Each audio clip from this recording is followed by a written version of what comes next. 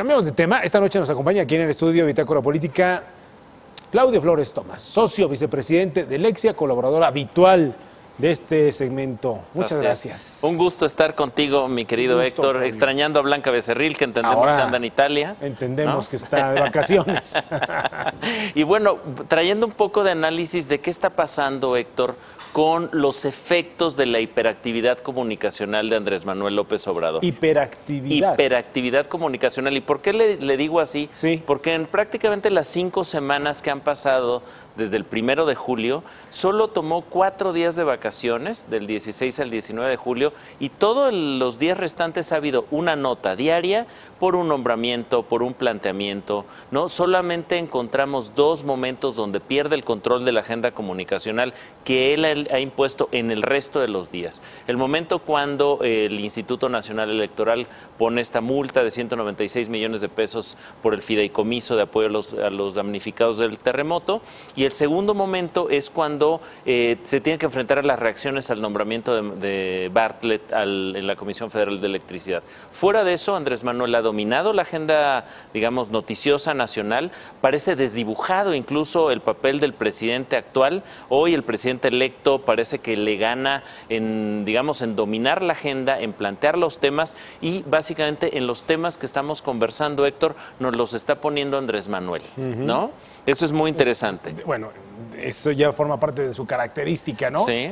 Llama la atención que después de la elección todavía con mucho mayor fuerza, sí, ¿no?, con exacto, la intención de hacerlo. Y ahora que es presidente electo, ya con la constancia de mayoría que entregó el Tribunal Electoral del Poder Judicial de la Federación, pues quizá lo que viene es un incremento de la actividad comunicacional, porque recordemos que él ha dicho, este tema de papelito habla, ¿no?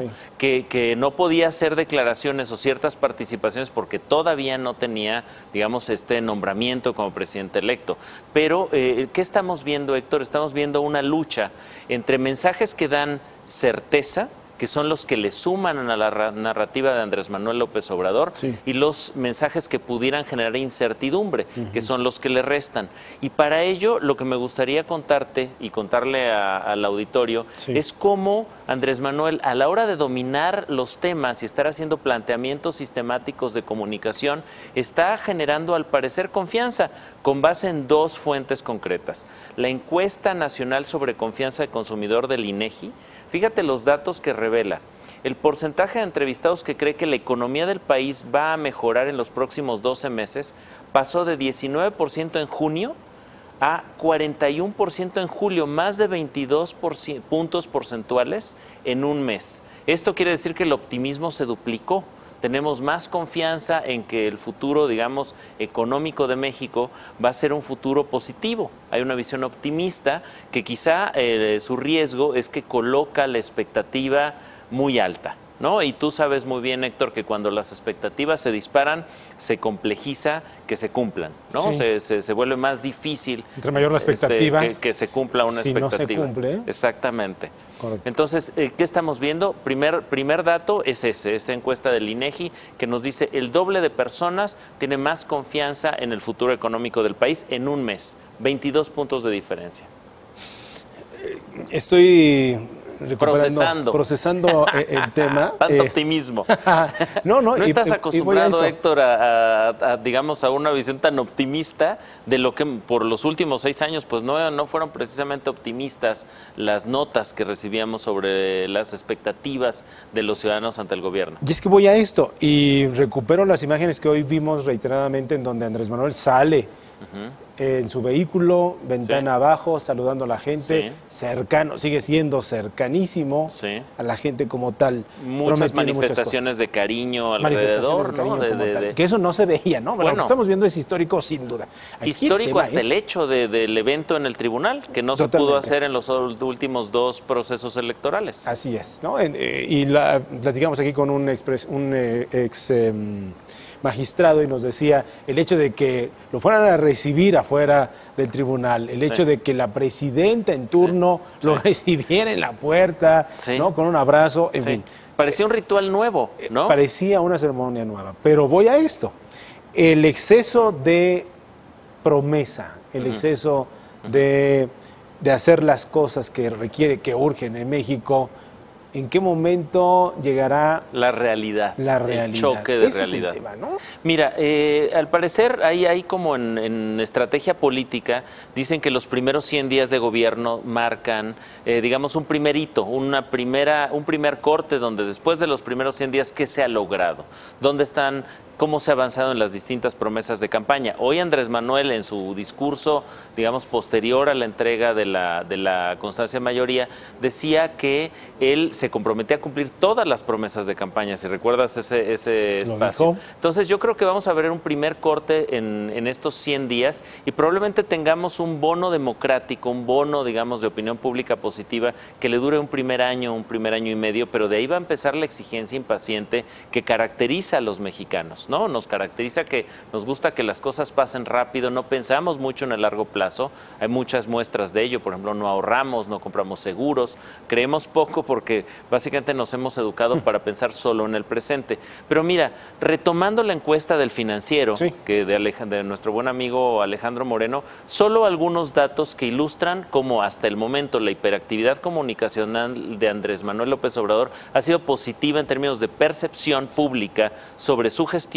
y detonar expectativas positivas sobre su futura gestión. Fíjate, algunos datos interesantes. Primero, la aprobación la traen en el 59%, igual que en julio, en agosto, pero la desaprobación bajó 2 puntos, de 20 a 18 puntos. Cuando tenemos un presidente que anda entre el 12 y el 20%, Enrique Peña Nieto, de aprobación, es decir, entre 3 y 4 veces superior la aprobación del presidente electo que la del presidente actual, ¿no? Ese es un primer dato interesante. Estos gestos de sencillez que tú has señalado, este asunto de volar en vuelos comerciales, no tener un séquito detrás que lo anda siguiendo, cargar su propia maleta. El impacto que está teniendo es porque estamos ante una sociedad harta de los excesos del poder, sí, claro, ¿no? Es decir, tú ves a un senador o un diputado y bueno, viene un séquito, ¿no? de asesores, de consultores, de asistentes, de secretarias, ¿no? Si antes lo dejan caminar. Sí, bueno, porque además si te le puedes acercar, ¿no? Eso contrasta mucho con un presidente electo que abre la ventanilla, saluda, que toma una flor de una persona que lo va a acompañar al tribunal. Es decir, estamos viendo un cambio de código de comunicación y parece que este cambio de código de comunicación le está funcionando muy bien a Andrés Manuel. Los datos de la encuesta del Financiero revelan, por ejemplo, que está atacando los problemas que más le importan a la gente. En primer lugar, corrupción, economía, pobreza, con un claro enfoque en ese sentido. Y quizá lo que vale la pena, digamos, de retomar también de esta encuesta es, fíjate, el nivel de acuerdo o desacuerdo con 3 acciones que ha anunciado Andrés Manuel.